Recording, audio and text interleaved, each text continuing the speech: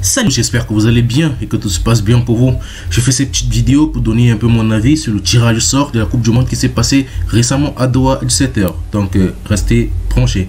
Avant de commencer, je vous laisse d'abord un petit extrait là de la présentation de la mascotte de cette Coupe du Monde 2022 au Qatar. And welcome to Mascot Verse, a parallel universe that's been around since the beginning of time.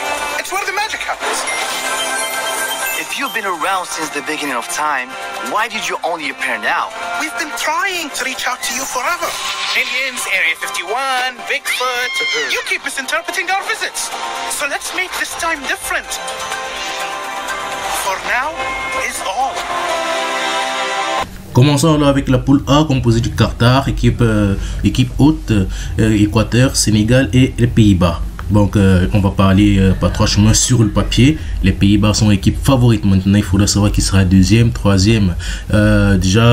Personnellement, moi je pense que le Sénégal peut bien tirer son épingle du jeu, mais il faudrait faire très attention à l'équipe du Qatar, même s'ils ne jouent pas des grandes compétitions européennes avec la Champions League et autres. Mais ils auront tout ce temps-là pour mieux se connaître, pour mieux peaufiner des tactiques de jeu, ce qui n'est pas le cas pour les autres équipes, car ils auront encore des Champions League à jouer, des Europa League à jouer, donc ils n'auront pas ce temps-là pour se reposer assez, pour former des tactiques, pour pouvoir contrer des équipes adverses. Donc néanmoins, il faudrait faire très attention à cette équipe du Qatar. Concernant l'Équateur, c'est une équipe très physique de l'Amérique du Sud. Donc il faudrait faire très attention à cette équipe d'Équateur là, car elle est très physique, comme je l'ai dit tantôt, et elle n'est pas arrivée au mondial par des raccourcis. Donc il faudrait faire très attention. Donc pour moi, c'est Pays-Bas et Sénégal. Continue avec le groupe B constitué de l'Angleterre, Iran, États-Unis et le vainqueur des barrages, Pays de Galles, Écosse, Ukraine. Sur le papier, moi je pense que l'Angleterre est très bien tombée, il a eu un très bon tirage, car il est un ton, deux tons, voire même trois tons au-dessus des autres pays. Et concernant l'Iran, je pense qu'il faudrait quand même se méfier de cette équipe, car elle a déjà eu à causer beaucoup de problèmes, beaucoup de soucis à ses adversaires dans les grandes compétitions précédentes. Donc moi je vois Angleterre et États-Unis sortis de cette poule. Allons-y alors cette fois-ci avec le groupe C constitué de l'Argentine, Arabie Saoudite, le Mexique et le Portland. Sur le papier, il y a trois équipes déjà qui se détachent: Argentine, Mexique et Portland, donc la Pologne. L'Arabie Saoudite, c'est clair, sera dernier de la poule, mais tout se jouera entre le Mexique et la Pologne pour savoir qui aura la deuxième place.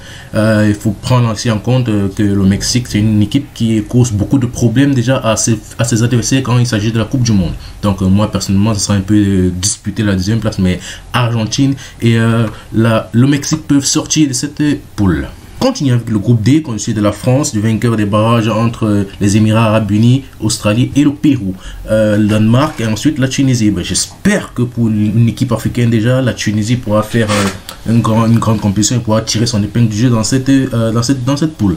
Mais nous tous nous savons que la France est ultra favorite dans cette poule. Espérons alors que la Tunisie puisse, pourquoi pas, essayer de créer des problèmes et faire un petit hold-up pour discuter cette deuxième place de cette poule. Donc moi je préfère voir jouer à la France et pourquoi pas la Tunisie en deuxième place. De la poule E composée de l'Espagne, Costa Rica ou Nouvelle-Zélande, l'Allemagne et du Japon. Nous voyons tous clairement que sur le papier c'est l'Espagne et l'Allemagne du nouveau coach Hansi Flick qui sortiront de cette poule là, mais il ne faudrait pas également négliger le Japon et cette équipe de Costa Rica, de Navas ou de la Nouvelle-Zélande. Donc pour moi je pense que c'est sur l'Allemagne et l'Espagne qui pourront sortir de cette poule.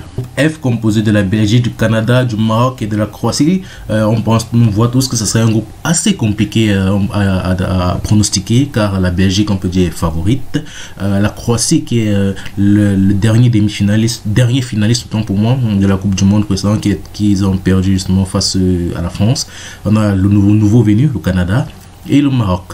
Je pense que la première place va être prise par la Belgique, deuxième pour être discutée entre le Maroc et la Croatie, car le Canada, c'est vrai, ils ont une très belle équipe, ils sont arrivés en Coupe du Monde, ça fait un très bon bout de temps déjà qu'ils n'ont pas vécu une Coupe du Monde, et le seul péché qu'ils pourront avoir, c'est l'expérience des grandes compétitions telles que la Coupe du Monde. Donc moi je pense que ça pourrait être la Belgique, et la deuxième place pourra se disputer entre le Maroc et la Croatie.